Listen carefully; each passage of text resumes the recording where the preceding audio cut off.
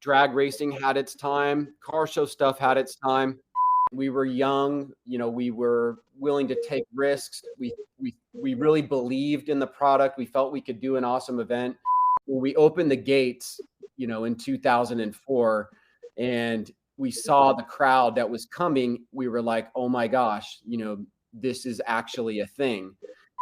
Our events are very loud, ruckus, tons of people attending. It's screaming, it's going crazy, it's flaming on the internet, it's freaking out, it's, having the time of your life.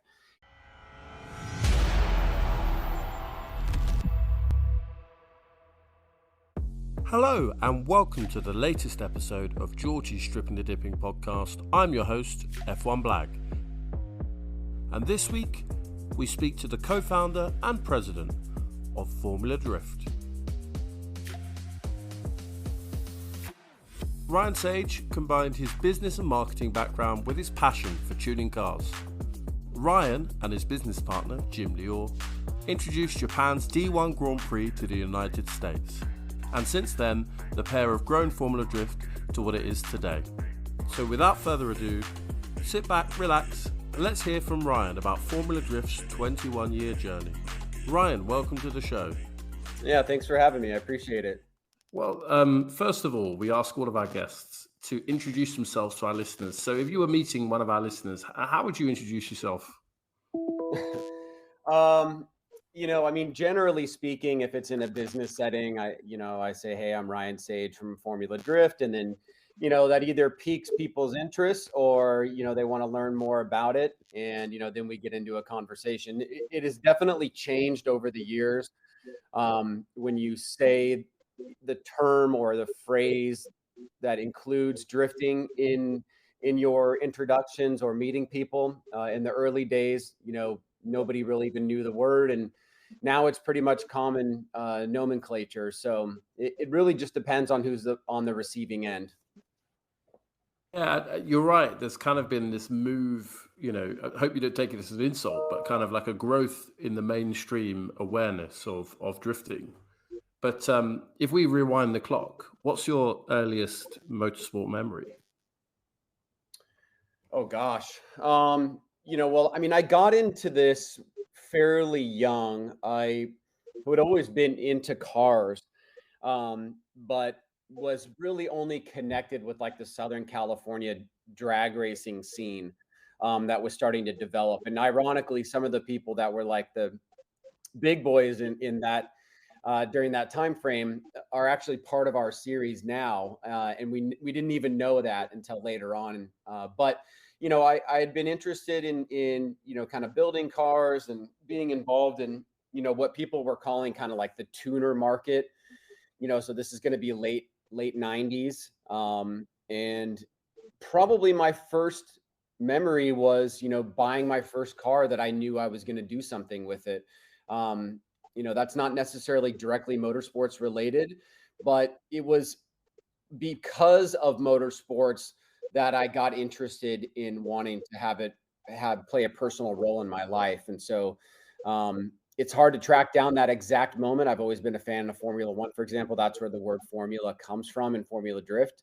But it really just started off as being an enthusiast. No, absolutely. And you talk about the kind of tuner, I guess, demographic. I remember, in my late teens, early 20s, there were a group of people in my friendship group that all, had, I guess here we call them hatchbacks, but maybe in America, everything's bigger. You have bigger cars, but everyone would be thinking, oh, I've got a spoiler, I've tuned my engine, etc. Was that quite a big, movement? Because we're talking about before the internet really caught hold. Was that quite a big pastime for people back in the late 90s, early noughties?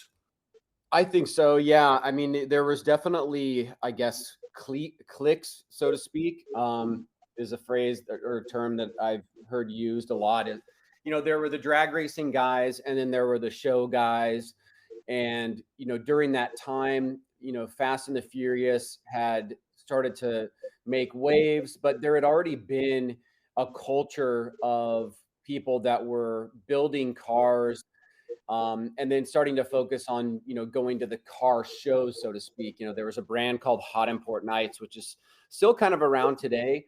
It was where actually I got my first real job, but they were doing nighttime car shows, and we're really hitting it out of the park, and seeing some real success with not just the number of cars that were participating, but the people that were just coming to see these cars and be part of that automotive movement. And I think Fast and the Furious kind of set off some interest in the aftermarket in odd ways, so to speak. But it certainly, I think, played a role in some of the general public kind of knowing that this was out there, whatever this is, so to speak.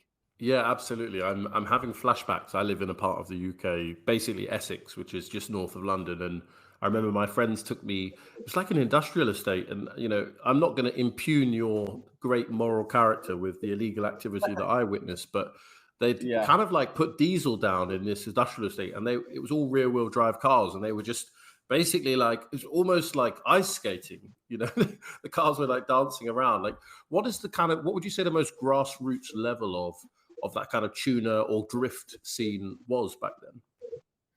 Well, I mean, this would have been before drifting really even had an underground appeal in the United States. I mean, to be honest with you, like I had never really seen drifting or heard of drifting outside of Japan prior to like 1997 or something like that. It wasn't part of the zeitgeist, even on the underground. So everybody, people out here in California were going to LACR to go drag race their cars. There was multiple drag racing sanctioning bodies. And then you had the car show guys. And so you kind of basically had these two ends of the spectrum, the guys that were, wanting to build their cars to take it to car shows, and other guys that were interested in going fast, and, traveling around with different, drag racing sanctioning bodies. So I think, that's kind of the way that I remember it. And when drifting kind of came into my consciousness was really when I stepped out of what I was doing with Hot Important Nights, and met my partner who was there for a certain period of time. And then we started seeing the Option videos, Option magazine, some of the underground stuff that was happening with drifting. And then of course the D1 Grand Prix had kind of started around that time. And that was our first kind of like introduction to it. When I was preparing for the show, I was thinking drifting, drifting. Where do I like? What was my first interaction? I remember I went to college or university, and my friend showed me this anime called Initial D, and this Mhm. is either going to land with you or you're going to think I'm a complete geek. But like, how much were you aware of that at the time it came out? Very much so. I mean, I think everybody that was interested in drifting knew about Initial D, but not everybody that was interested in Initial D knew about drifting, if that makes sense. Um, it's it certainly had a real cultural phenomenon, that certainly played a role in, I think, the cool aspect of drifting at that time. But I think you could very easily, be an Initial D fan and not necessarily know or be accustomed to the idea or the fact that there was a physical version of that going on in reality. No, of course, and I mean, I must admit that I didn't watch every episode of Initial D, but I do remember the kind of, I think it must have been the first one. The main character is delivering eggs for his father's business or something, and essentially it's about how he's learning to drift. And I don't know how true this is, but essentially the way not to drift is just to pull up the handbrake. Actually, it's about spinning the rear wheels. So, like, just using that as an analogy or as a segue, can you tell our listeners how to drift? Yeah, I mean, the easiest version of it is kind of what you described there. It's about breaking the traction loose in such a way around a corner that, you start to have to, steer the steering wheel in the opposite direction to keep making that corner. And, there's obviously a very rich history to this type of driving before it was called drifting, going back to the early days of, Formula One and open car racing, where as they were taking these corners, the inertia was pushing the back end out, and they were having to counter steer to make sure that they stayed, in the corner.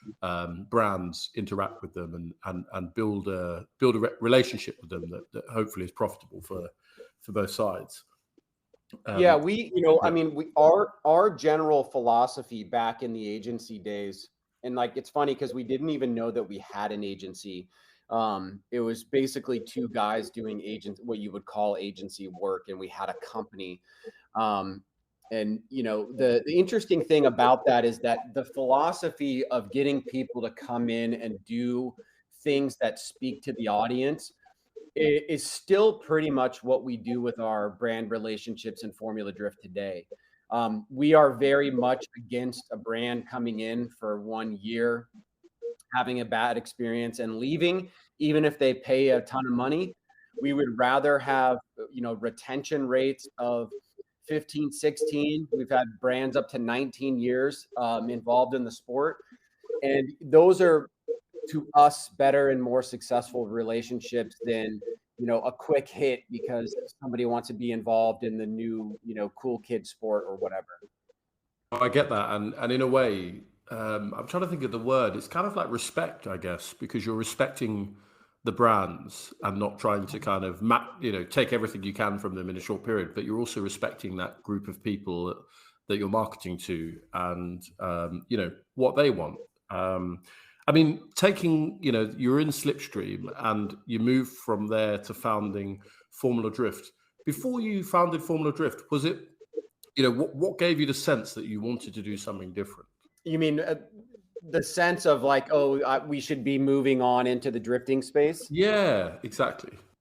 I mean, that was obviously not obviously because I have to tell you, but to us, looking at it in hindsight, with the benefit of that hindsight, it was really a fortuitous moment that was not planned.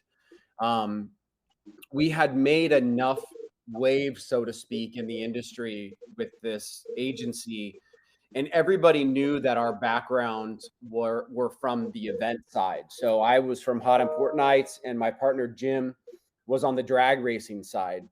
So you had the motorsports plus the car show kind of dudes together. And when we found out that uh, the D1 Grand Prix wanted to do a special one-off event in 2004 and a lead-up event to do a kind of a driver search for local drivers, we jumped at the opportunity to try and do that. And at that time, we were not very well capitalized, so it was like but we knew that speaking to the Japanese, doing face-to-face meetings is really important, as it is in many parts of Asian culture. And so, we flew to Japan to do the meeting, and that ended up allowing us to get the gig. And at that point, basically, there was about an 18-month period where we were focused just on the D1 event, the driver search leading up to the actual event in 2004. And while we were still doing our agency stuff on the side, our focus was really on trying to knock this out of the park, because I think we saw an opportunity to build off of where we came from in the event space. Drag racing had its time, car show stuff had its time. In a sense, drifting is a combination of those two things. It's obviously very different in some respects, but there is a show and go aspect to drifting. And particularly at that time, I can remember being like, wow, these cars are so cool. They're awesome. They look great. We don't see these kind of cars here in the United States. And, the action is unbelievable. I mean, it's so cool. And so there was kind of like this, we really need to do this right and, knock it out of the park. And so we set out to basically do that once we got the gig and, try to make it the best event we could. One of the kind of common themes of successful guests we have is this level of modesty. So, I'm not saying I'm particularly stoic, but there's a phrase I love, which is luck is what happens when preparation meets opportunity. And it sounds like you guys had the skills and the kind of networks and the experience to pounce when the opportunity arose. Could you tell us a bit about that D1 the D1 event, and I suppose like over time, what the journey has been to go from where you started to what Formula Drift became today. It's a big one, I know. Yeah, I mean, and by the way, I can certainly appreciate the stoic comment. I'm actually looking at a copy of Marcus Aurelius's Meditations right now that I keep at my desk at all times. So it's one of my favorite books. But yeah, I would say that the preparation for that was very, in hindsight, very odd because we were dealing with a a group of you know business organizers from Japan that were trying to do an event here that needed an on the ground team to do it. And there's definitely a language barrier, even though that we had translators, and there's definitely a like, hey, this is what's going on at the event. They were not necessarily prepared to drift a banked oval, which was something new, because we did the event at Irwindale Speedway. And so there was a lot of interesting back and forth with the benefit of hindsight, that in the modern context would have probably been too hard to overcome. But I think at that time in our kind of our business development, we were young. We were willing to take risks. We really believed in the product. We felt we could do an awesome event, and we worked through it, from the driver's search all the way to the main event. And then when we actually like opened the gates, and again, this is like pre-internet, when we opened the gates, in 2004, and we saw the crowd that was coming, we were like, oh my gosh, this is actually a thing. And it was on the back of that we really started thinking about maybe this is where our focus and attention needs to be, because it was just such an impactful event. But even if you go back and look, I think you can find DVD recordings of it. But if you go back and look at the competition, I was thinking that then, but if I'm using my modern regular eyes that I'm used to for watching drifting events now, it was nothing like what we see today. And so to be excited about that must have meant that it was just so unique, in that particular moment, and worthy of continuing to explore and try to develop. I mean, it's interesting you talk about your perspective now, and how you experience something you could watch now, not necessarily be shocked by, but at the time it was cutting edge. You talked a bit earlier in the episode that essentially the idea of drifting, particularly at that professional level, has changed because the horsepower has basically gone up a heck of a lot. And so grip levels also have to go up, but you can break traction more easily because of the amount of power. What do you think's driven that? Do you think that's just sort of like the competition over the years, that desire to do something different every year?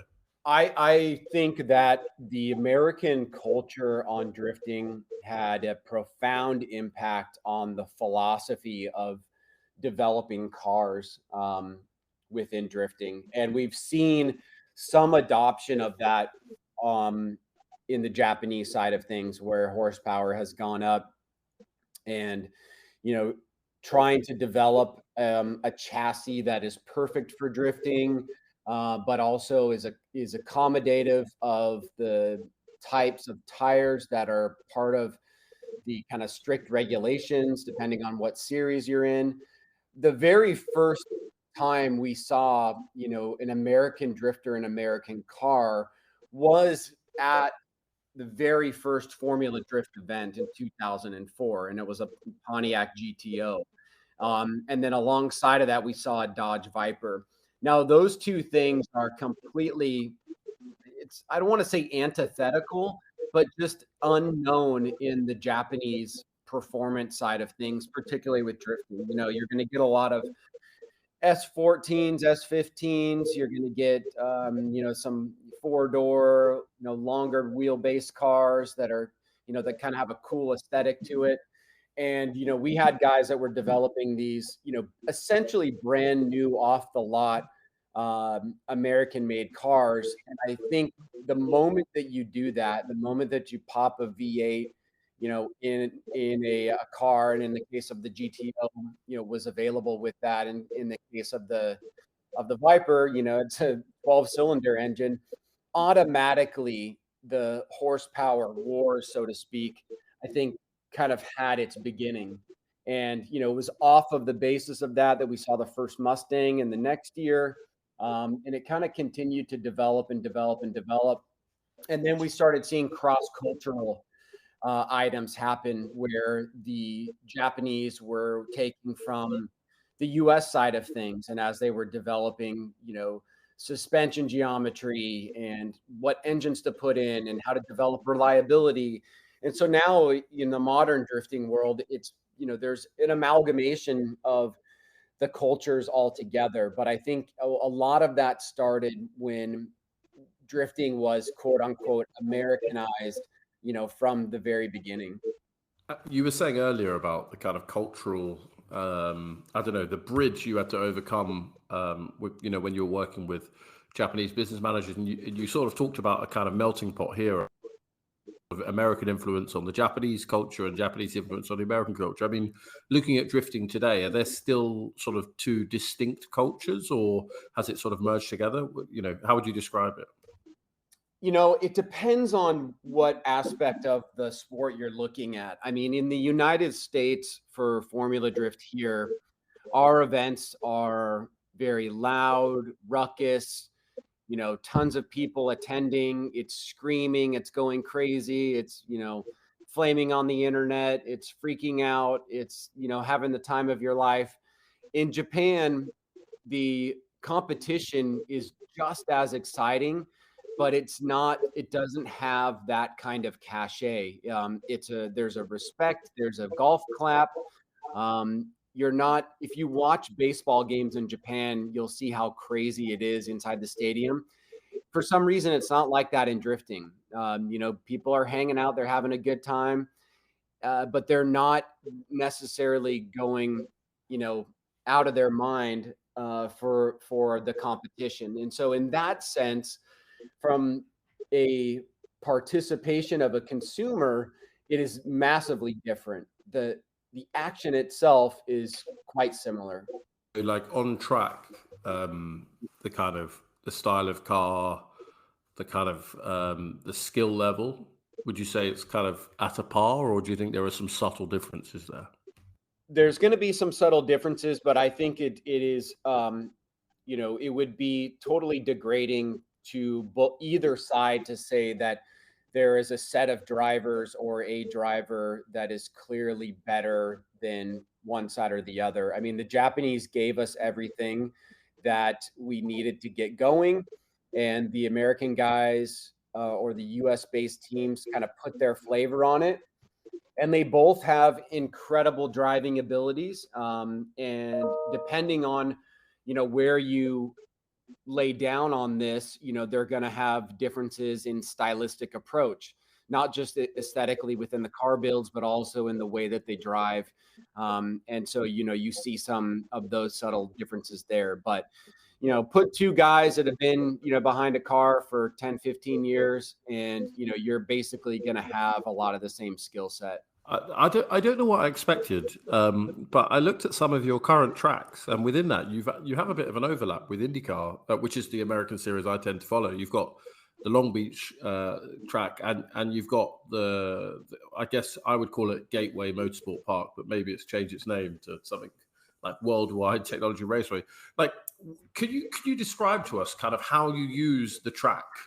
Because you're not obviously trying to set an ultimate lap time. So if someone's listening is a novice to drift, you're showing up at one of these locations. How do you set it up, and how do you use that venue?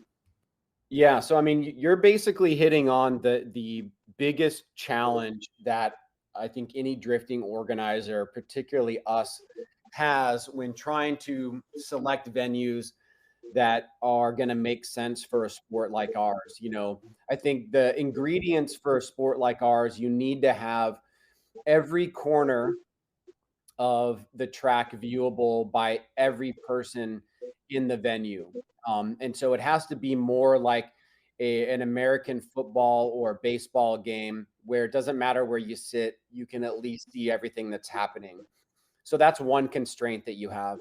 The other constraint that you have is that, the battles are they're successive, so they happen very quickly. And that means if we start at point A and we end at point B, and point B is on the opposite end of the track, we can't go do the second half of the battle until they get to back to point A.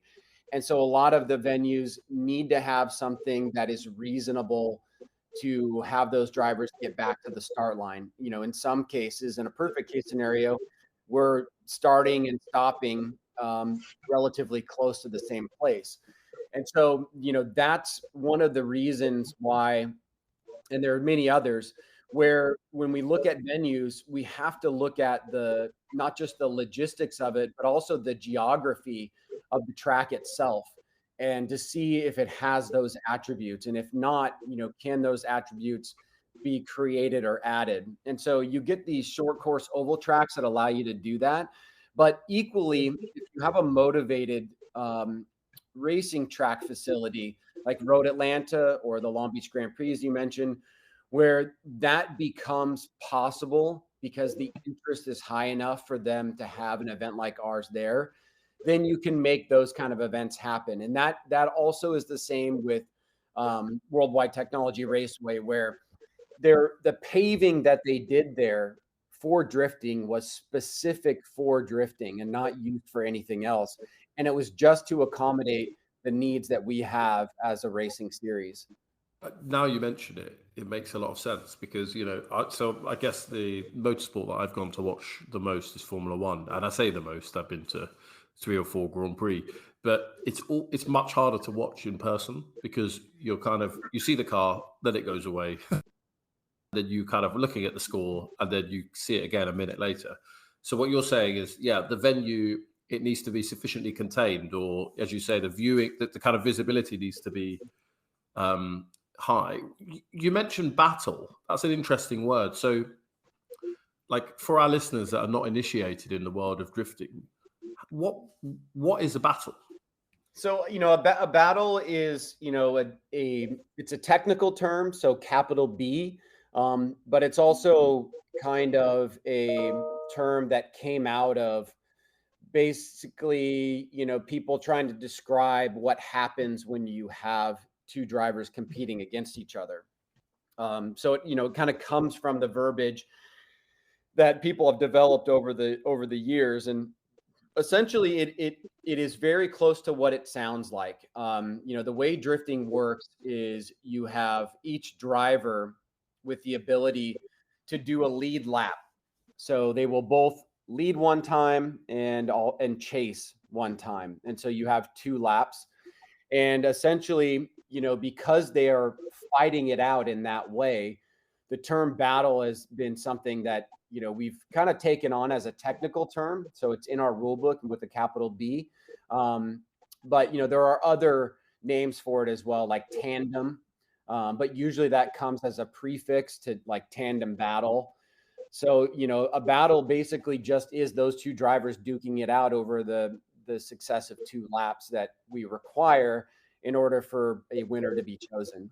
No, I completely get it, and I guess it's all about car control at the end of the day. So before we get into sort of Formula Drift, and I'm really intrigued to hear about some of the history, some of the best drivers, perhaps drivers you would rate as all-time greats.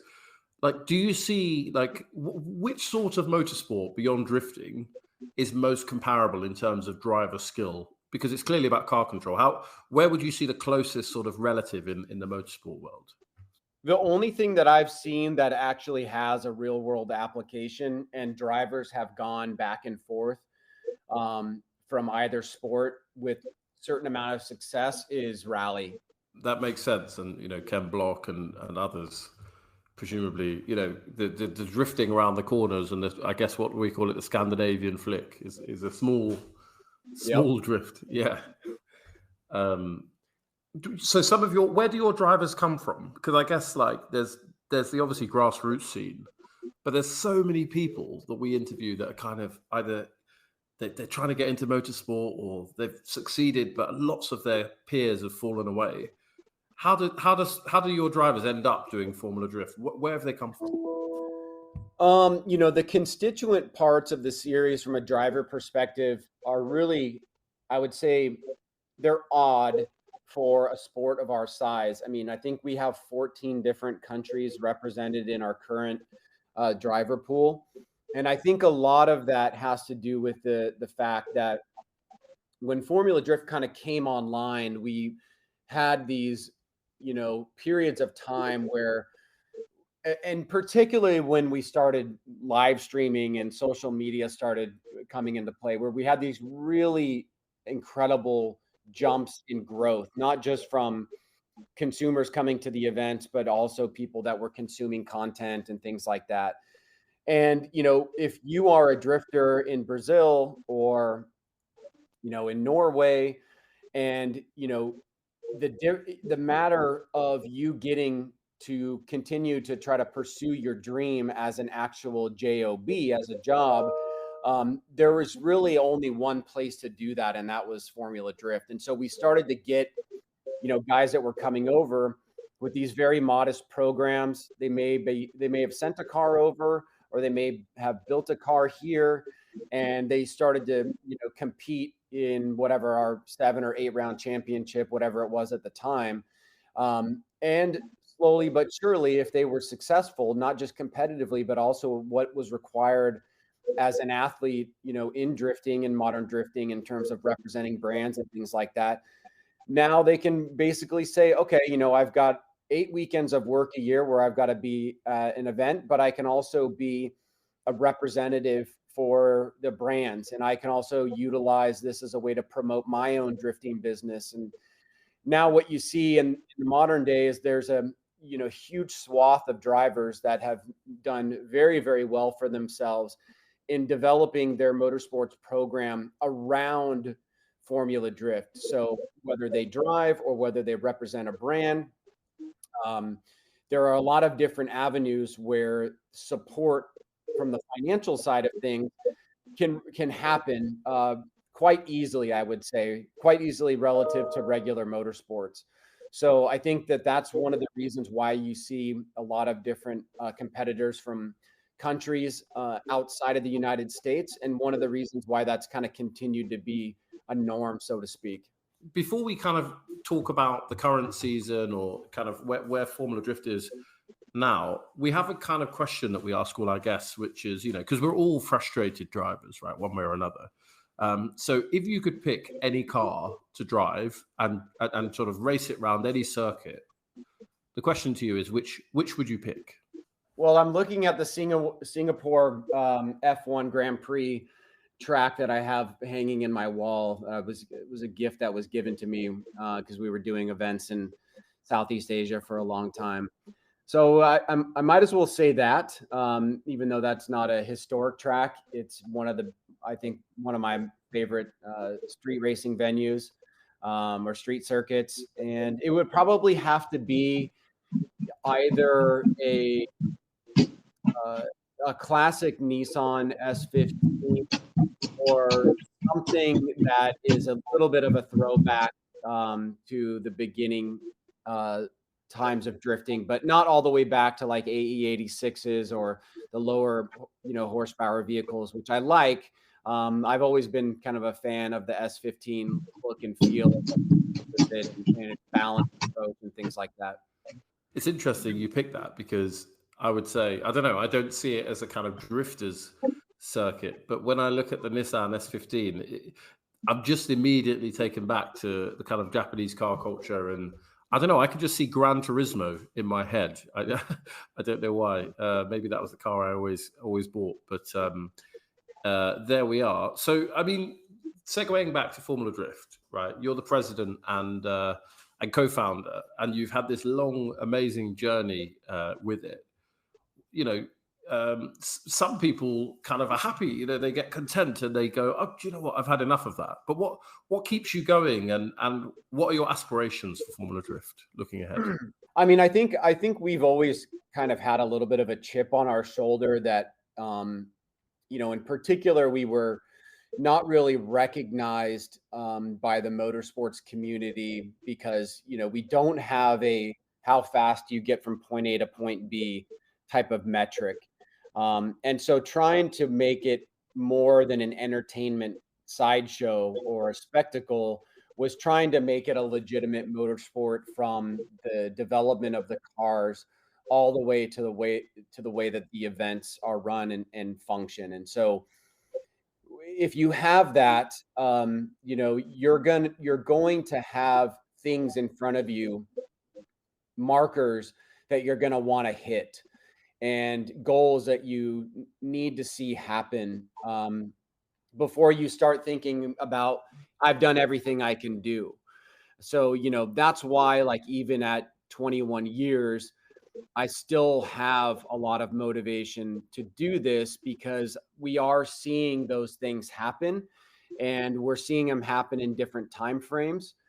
And also the sport has changed so dramatically over the past 10 years that it is almost completely something different than it was when we kind of set out to do this. And it's changed the dynamics of the way we think about it from a business perspective and the type of impact and relevance that it has in motorsports and in performance aftermarket in general. We've literally have companies that are just building drifting parts. We literally have companies that are expanding, their products that they supply because of all the things that are specific to drifting.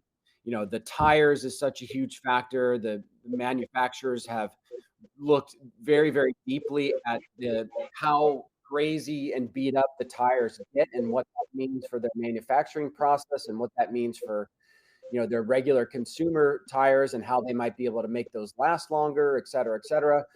So there's a ton of those things where as the sport goes on and as it's developed, it's taken on a different flavor than I think that we thought it was going to.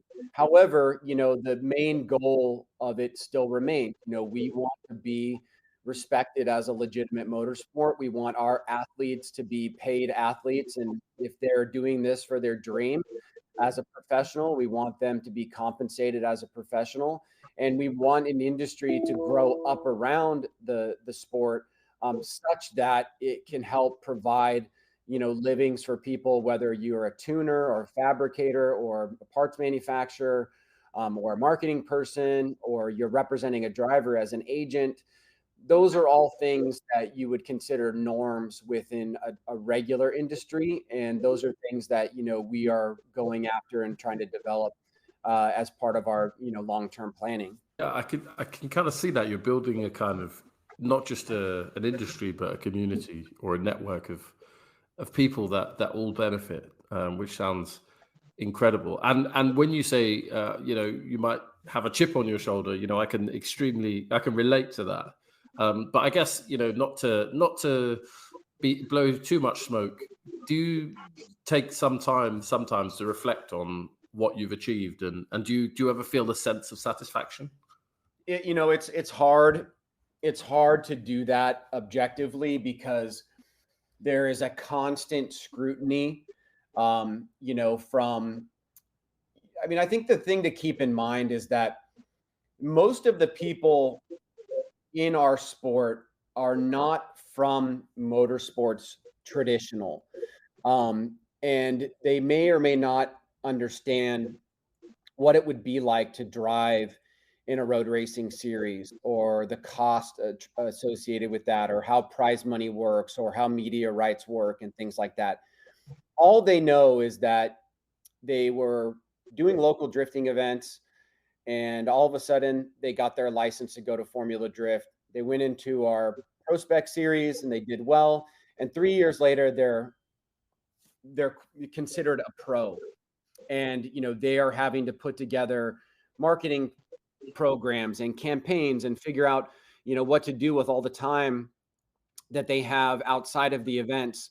And so if you only have that, you're going to be wondering why that as soon as you become a professional that you're not a millionaire.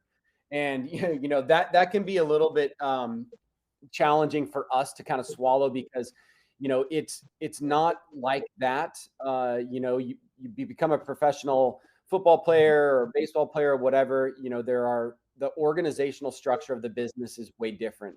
This is a situation where you can become a professional in a much easier way, but in order to make it a long-term occupation, there are so many other things that need to be developed and organized around your program. And so even though, I can look back and say, wow, we've done this really cool thing where there's an industry built around it and we've got all these really cool events. I am constantly hounded all the time by our athletes on, what more are we doing to help them, get to where they need to be. And, a big part of that just is because, they don't necessarily have the traditional motorsports experience to know that most racing teams lose money. Most most people in motorsports do it as a tax write-off. And the registration fees are astronomical relative to what you get out of it, so to speak. And so these guys are coming in, utilizing the last few dollars they have, and it can be a shock to know that just because you become a professional doesn't mean you become a millionaire. But equally, there are people in this sport that have done absolutely incredible things in their business on the back of Formula Drift.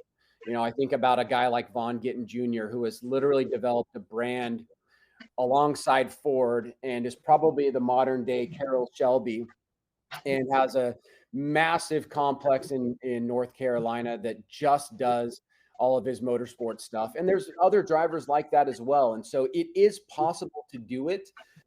It's just very different when you come from kind of no motorsports background to then jumping into it and like, how do I do this and be successful?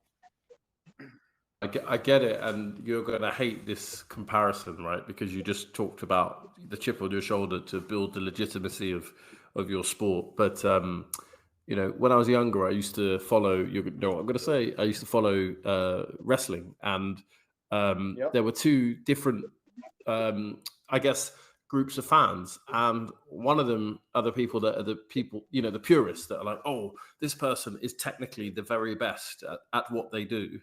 And then there is the kind of larger group of people that are those that want to be entertained. And those people are appealed to, the big personalities and the people that really connect with the audience. So to try and bring it back to drift, do you, for your athletes, is there a kind of need for them to develop that personality, to develop that brand, to really try and connect with the audience and beyond? Absolutely. I mean, I think one very clear indication of that is that if you look at the social media comparison numbers between, say, our top 10 athletes in almost any other motorsport besides F1, you will see that the drivers in our series themselves are influencers in the modern nomenclature that's used. And the ones that have done that well, have leaned into that, have been the ones that have really achieved that benefit. And that might be, as you say, developing a certain kind of personality. It might be utilizing a brand relationship that you have to be the Corvette guy or the Toyota guy or the Mustang guy or the BC Racing suspension guy. And the ones that have done that well have set themselves up very well to continue to do this for a long time. And it's, as you said, it's developing not just, that personality, but also understanding that you as an athlete are a brand. And so you have to treat yourself as such and try to figure out the best way to be able to make that successful and monetize that. It's fascinating because I can see that Vaughan Gittin Jr. won the kind of one Formula Drift in the US in 2010, and then he won it again in 2020. It seems, therefore, that it's quite a competitive sort of sport or series. Would you agree with that? Because obviously, when we look at other motorsports, and we'll talk about Formula One in a minute before we close, there's a lot of accusation around Formula One. It's usually not competitive. There are the odd season where it is, but generally, there's one car with one driver, and they're just a way ahead. So yeah, Formula Drift, is it quite tight? Is it difficult to get the upper hand?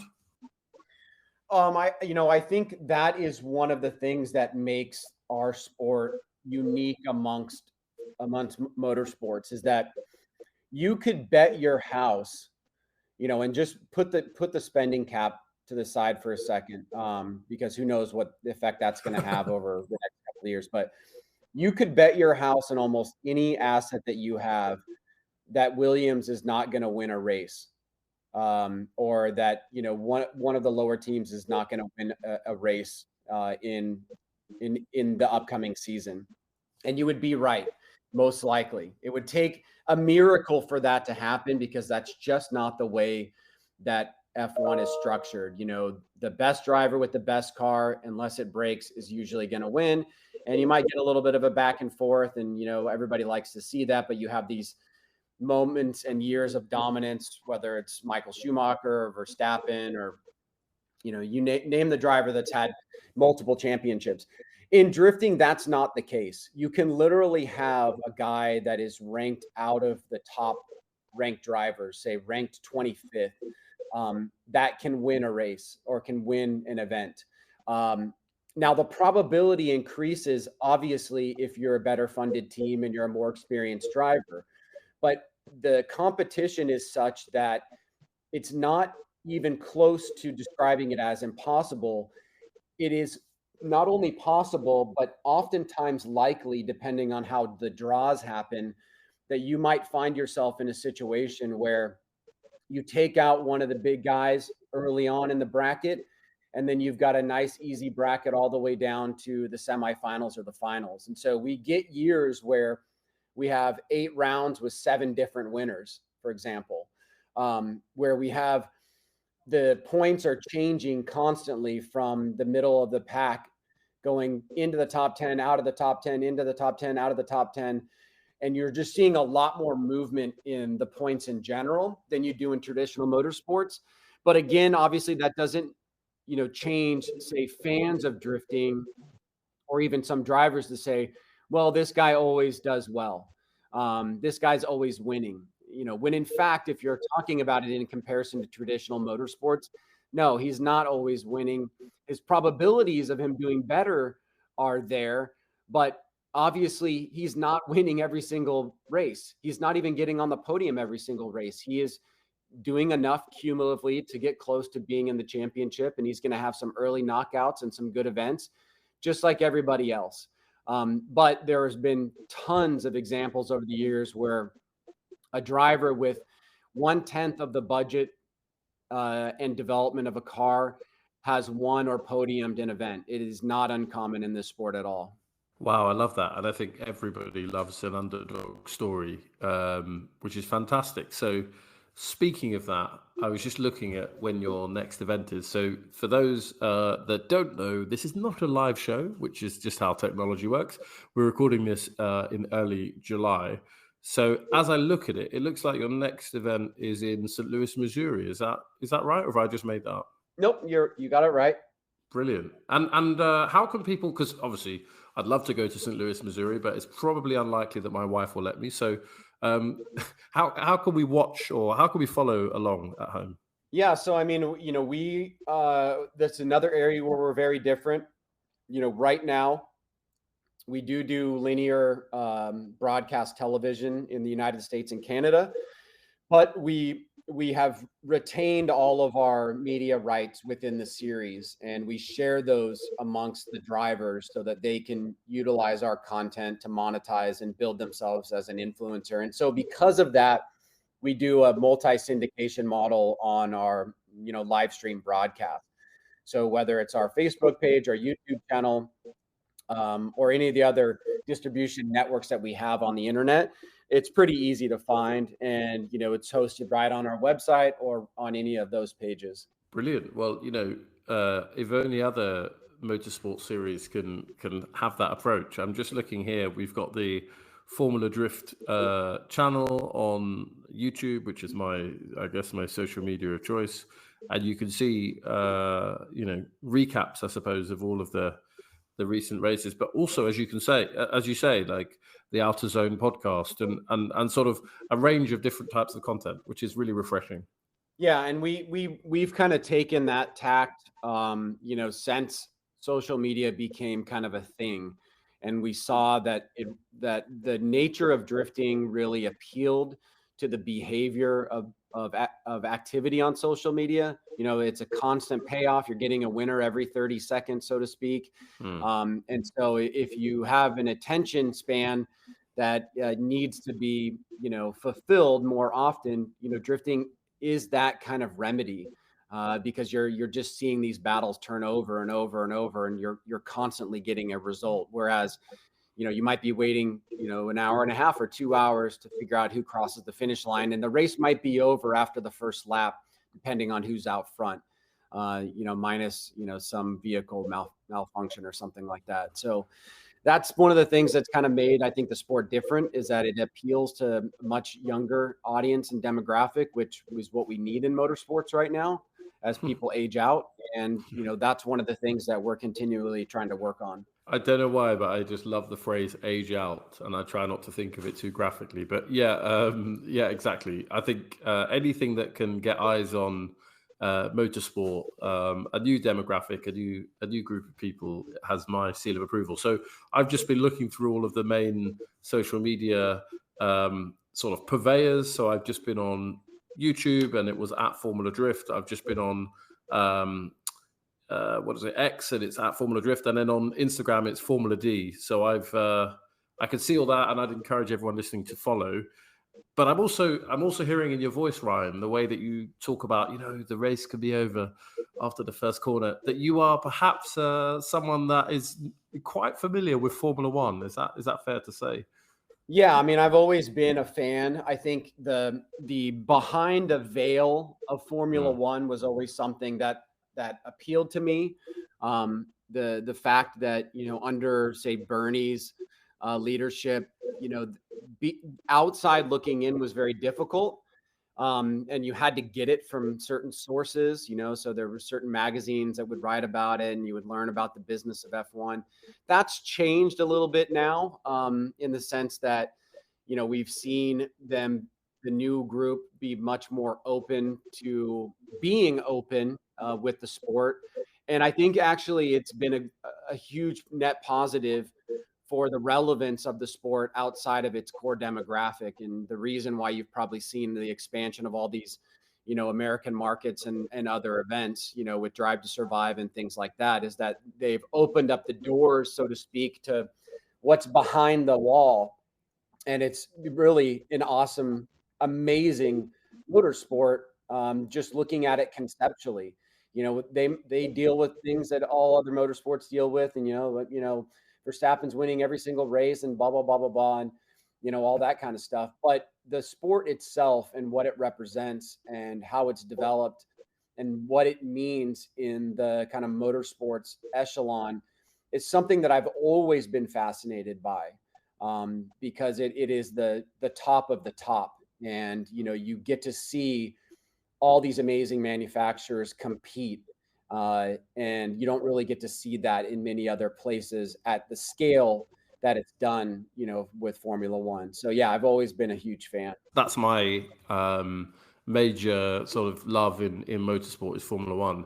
I guess, like, as the co-founder of a motorsport series in North America, have you, and knowing that, I'm sure the likes of, maybe this is stereotypical, but Danny Rick and a few of the other drivers, I'm sure they'd love drifting and getting behind the wheel. Have you ever had any encounters or any kind of crossovers with the Formula One circus, as it were? Yeah, yeah, in kind of odd ways. I mean, Daniel Ricciardo is a good example of somebody that's very familiar with drifting. He is part of a media company out here, in Southern California, that really kind of came out of the drifting culture, and the kind of the culture that surrounds that type of motorsport. I believe there is There is a video out there right now with one of our old drivers who's in New Zealand, with Max Verstappen drifting, his Red Bull drift car.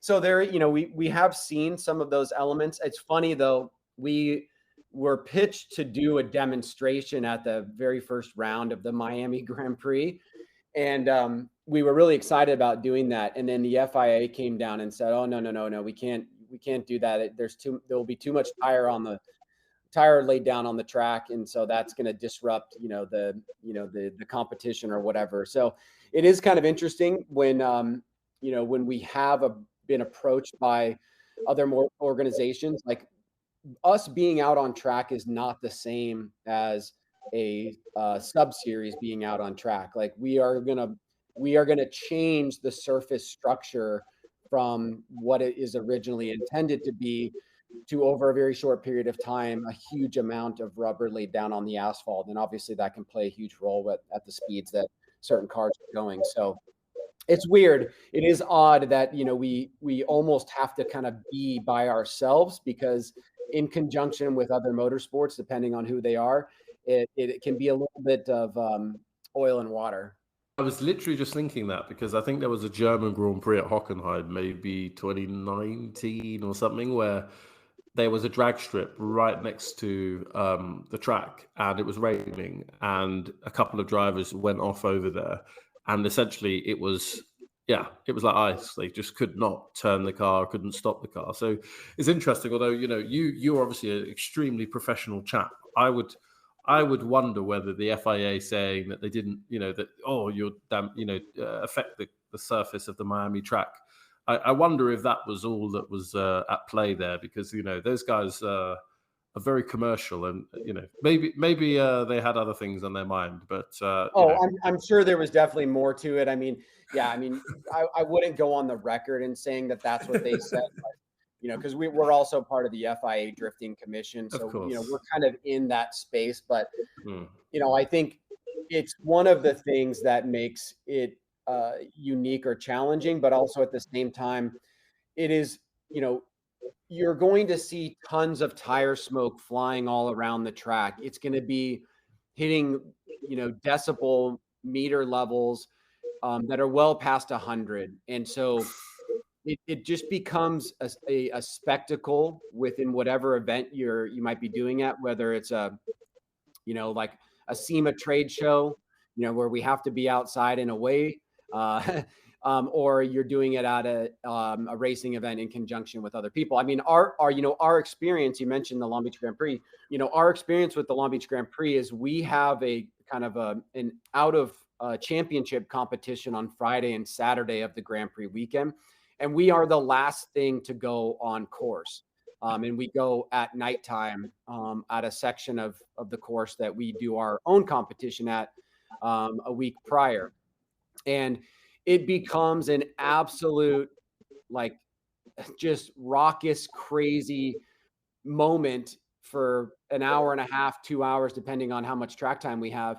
And so it definitely has this kind of like very antithetical, let me sit down and relax and watch motorsports racing and da da da da da, that you get sometimes, until you get to the last lap, or you get to an accident or a crash or something like that. So yeah, I can certainly see other reasons for it.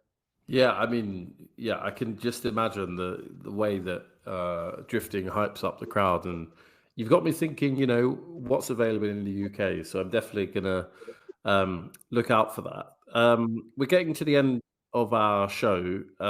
Before we ask you the all important question, which we'll leave to the end, is there a kind of closing message you'd like to leave with our listeners? Anything coming up, or anything you'd like to say? Um, I think drifting is a very amazing sport.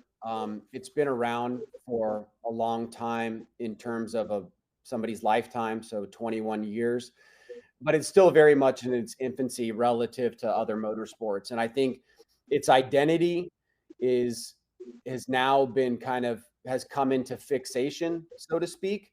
But the arrangement and development of all the elements on the peripheral are still very much being developed. And I think the ultimate outcome for the event, whether it's going to be, like a NASCAR or like a DTM or whatever cultural kind of acceptance it's going to have, it for sure is going to be around young people. For some reason, this identifies with young people more than any other motorsport. And so a lot of the programming that we do is tailored towards that demographic. And it's one of the reasons why I think we become so different. I can only wish you every success, and best of luck in growing the sport further. And you mentioned sort of this is the 21st season. I was kind of reflecting that, Formula One's 21st season was in 1970, and look at how much the sport has grown from then till now. So I have every faith that Formula Drift is going to hit new heights as we move forward. Yes, it'll probably be long past my time. I'll probably be the Bernie that everybody wants to get out at some point. But I hope that's the case. I was literally, I don't know if we're on the same wavelength or anything, but I was literally going to call you the Bernie when you said this will be past my time. I don't know. Yeah, I did note for the record, I did not call you the Bernie. You called yourself that. So, I'm sure the sport will continue to grow. I can hear Georgie laughing in the background. So we ask all of our guests a final question, which is all about getting to the heart of their personality and soul. So the setup question is, and I don't know why I asked this, but just in case, Ryan, do you enjoy the occasional pizza? Yes, sir. Okay, right. See, it's an odd question, isn't it? Right. This is it. This is the peak of the show. Pineapple on pizza, yes or no? I mean, it's not my first choice, but I don't have a problem with it. Spoken like a true marketing professional. You're inclusive, I love it. Brilliant. Yeah, it's not my first choice, but I did have a problem with it. Well, you defend my right to order pineapple should I choose. I would never choose, but that's fine. Right. Ryan, it's been a huge pleasure to have you on the show. Really appreciate your time this afternoon from Long Beach, this evening from the UK. Thank you so much. Yeah, pleasure's all mine. Thank you. Brilliant. Well, guys, look, if you've made it this far into the episode, because you can tell I'm not a master marketer like Ryan, and I would have done this ad read earlier, then you should be giving us a thumbs up, a like, a 5-star review. And do you know what? If you've got feedback for us, even better, give us a comment on whichever platform you're interacting with us and listening to us. But until next time, I've been talking to Ryan Sage. This has been F1 Blag. Really pleased to be presenting the Georgie Stripping and Dipping podcast. Until next time, good night.